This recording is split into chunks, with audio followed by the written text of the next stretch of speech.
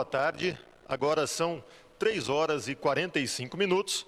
Hoje é 3 de julho e essa é a nossa transmissão ao vivo de número 75 desde o início da pandemia. Quem vai atualizar os dados hoje sobre a pandemia em Rio Preto é a gerente da Vigilância Epidemiológica, Andréa Negri. Boa tarde, Andréa. Boa tarde a todos. Então vamos iniciar essa apresentação sobre a situação na data de hoje, 3 de julho, sobre o coronavírus. Então até o momento foram notificados 23.643 suspeitas de síndrome gripal. Destes, 70% já realizaram coleta de exames, para vocês verem que a gente foi aumentando essa coleta no decorrer do tempo, né? No começo era 50%, 60%, e agora nós já atingimos 70% de coleta dos suspeitos.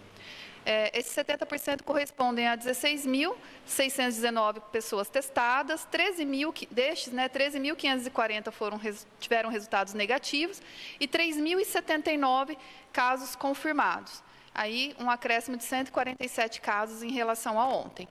Tivemos mais 2 óbitos em relação a ontem, né, totalizando, então, 86 óbitos, que corresponde a 2,8 de letalidade. A gente vai falar sobre isso daqui a pouco.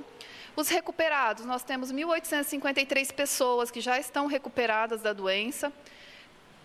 577 profissionais de saúde já foram confirmados também com coronavírus, correspondendo a 19%.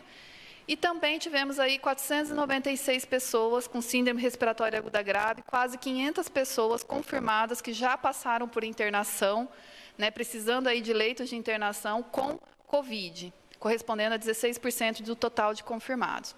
Nosso coeficiente de incidência está em 668 casos para 100 mil habitantes. Cada dia, né, como é acumulado, sobe mais, mas vocês podem ver que isso está aumentando muito de um dia para o outro. Próximo. Esses dados, para atualizar, né, todo mundo, em relação aos casos do Estado de São Paulo, do Brasil, do mundo e a cidade de Rio Preto. Os casos no Estado, né, 302 mil casos, com uma variação, com um acréscimo aí de 4% em relação ao dia anterior. No Brasil, 1.448.000 casos, uma variação, um aumento aí de 3% de um dia para o outro. No mundo, né, esse aumento foi de 2%, estando aí com 10 milhões de casos. E no município de Rio Preto, nós estamos com 3.079 casos, com uma variação diária de ontem para hoje de 5%, mas lembrando que é aquela situação, depende muito da capacidade laboratorial. Então, se o laboratório, num dia, solta bastante resultados, esses resultados acabam aí sendo inseridos para o dia seguinte, mas ele está diluído nos dias anteriores, não é necessariamente só de um dia para o outro, tá? Os óbitos, né? Então, também no mundo variou 2%, no Brasil 2%, no estado de São Paulo 2%, no Brasil 2%, no mundo 1% e aqui em Rio Preto 2%. Mas vocês podem ver que a nossa letalidade é a menor, né? Muito menor do que o do mundo, do Brasil e do estado. Nossa letalidade é de 2,8% e do restante é acima de 4%. Isso é muito importante para ver que os nossos pacientes estão sendo muito bem assistidos. Porque da mesma forma que nós estamos testando bastante, o mundo também está testando bastante casos, o Brasil ampliou de uma forma exponencial, também bastante número de testes foram distribuídos aí pelo Brasil, e o estado de São Paulo também. Próximo. Então, de ontem para hoje, como eu já falei, né, foram 147 novos casos, tivemos 27 novas internações notificadas e de síndrome leve tivemos mais 508 pacientes que passaram pelos serviços de saúde e foram notificados. No dia anterior, né, tinha sido 653 notificações de casos leves e mantendo aí, sempre acima de 500, né, nos últimos dias a gente está mantendo, mas sempre numa constante. Lembrando aquilo que o secretário falou, nós estamos no momento do platô. É um platô que pode depois tanto descender como também ascender. Depende muito de como a nossa população vai se comportar, né, como a circulação do vírus vai se comportar na nossa população. Próximo. Então, esses 2 últimos óbitos, um é do sexo masculino, de 88 anos, um do sexo feminino, de 64 anos, ambos com comorbidades ou algum fator de risco. Queria mostrar para vocês, como eu falei de testes, né, para vocês verem os tipos de testes que nós estamos fazendo, né? Nós estamos praticamente fazendo 2 tipos, que é o PCR, que é o teste molecular, E também o teste sorológico, que ele pode ser tanto um teste rápido, que a gente chama, ou mesmo um teste que a pessoa coleta o sangue e pega esse resultado depois, um dia depois ou 2 dias depois, tá bom? Então, até agora, né, nós já tivemos negativos 6.700 PCRs, que é o teste molecular, é um teste mais preciso, né, que ele vê a identificação do vírus, né, no momento que a pessoa realmente está bastante sintomática. Desses 2.083 casos leves, tá, isso é tudo relacionado a caso leve, foram positivos. Em relação aos testes rápidos, né, sorológicos, nós já testamos aí 5.561 pessoas com resultado negativo e 491 pessoas com resultados positivos. O percentual de positividade da PCR nos casos leves está em torno de 23%, 24%, e do teste rápido em torno de 8%. Então, é importante saber que existem essas técnicas, mas cada técnica ela é ao seu tempo. As pessoas não podem ficar no desespero de querer fazer o teste, mesmo sem ter sintomas. Certo? Isso tudo é feito por uma avaliação. A pessoa tem que procurar um serviço de saúde, nós avaliamos a situação dessa pessoa, o médico vai estar solicitando ou não esse exame. É muito importante que as pessoas entendam isso. Próximo.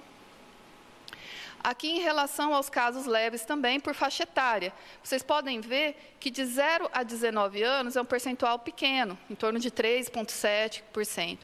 A grande maioria realmente é de pessoas, né, são de pessoas que estão na faixa etária de 20 a 59 anos, com 58%, e de 60 e mais, com 37%, 38%. Então, a grande maioria realmente ainda está concentrado na população economicamente ativa, que muito provavelmente são as pessoas que estão saindo de casa para trabalhar, ou mesmo procurar os serviços, e aí todo o cuidado com o uso de máscara, higienização das mãos, com álcool gel, com lavagem das mãos também, com água e sabão, é muito importante. As pessoas precisam colocar isso na sua rotina o tempo todo. Próximo. Em relação às síndromes respiratórias agudas graves, né, no momento nós temos 258 pessoas internadas na data de ontem, né, residentes de Rio Preto. Isso é diferente de taxa de ocupação de leito, tá? Esse aí é o número de pessoas de Rio Preto que estão doentes e que precisaram de uma internação. 88 estão em UTI e 170 em enfermaria. Né, em torno aí de 349 pessoas, né, nos últimos 14 dias foram notificadas, de um total de 1.493 casos aí já notificados de síndrome respiratória aguda grave, com aproximadamente quase 500 deles positivos para coronavírus. Era isso que eu queria apresentar para vocês e ressaltando, né, que como hoje é sexta-feira, é importante que as pessoas tomem todo o cuidado, não saiam às ruas desnecessariamente, fazendo de novo esse apelo, porque a doença ela está circulando no município e na região e precisamos da ajuda de todos, porque realmente esse é um momento que preocupa a questão da ocupação de leitos. Obrigado, Andréia, pelo alerta e por essa atualização.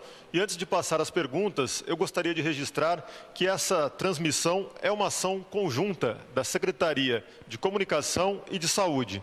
Nós somos transmitidos ao vivo pela Rádio Educativa FM, pela TV Câmara de Rio Preto, também pelas redes sociais do município. Agora eu passo as perguntas. André, você encerrou sua atualização falando sobre a ocupação de leitos. Eu gostaria de saber como é a política na gestão da criação de leitos em Rio Preto.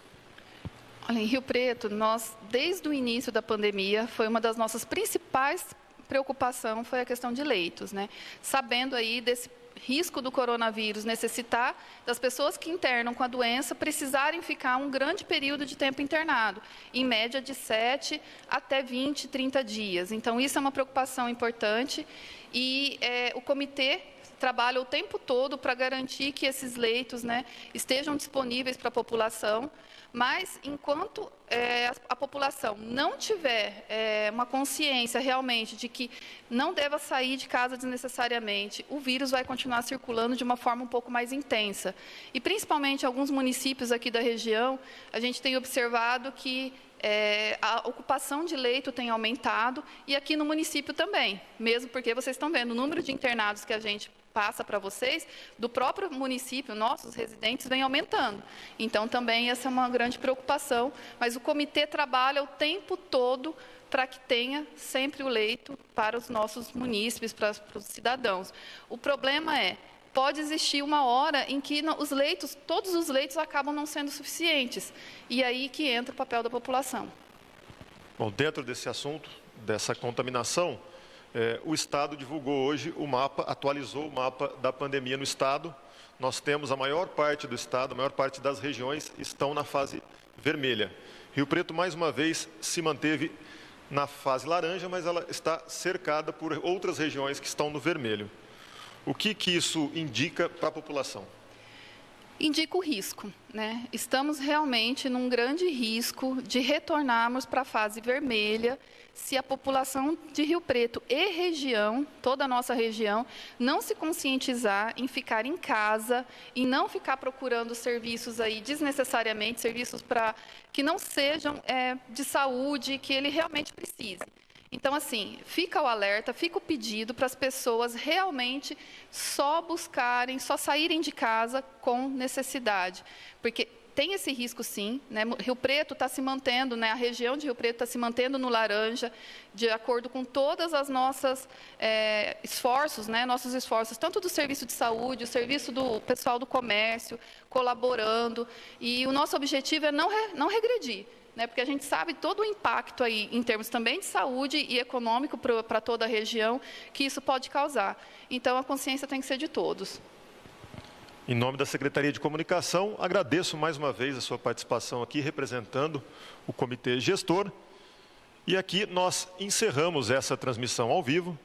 Lembrando que nesse fim de semana, por favor, fique em casa.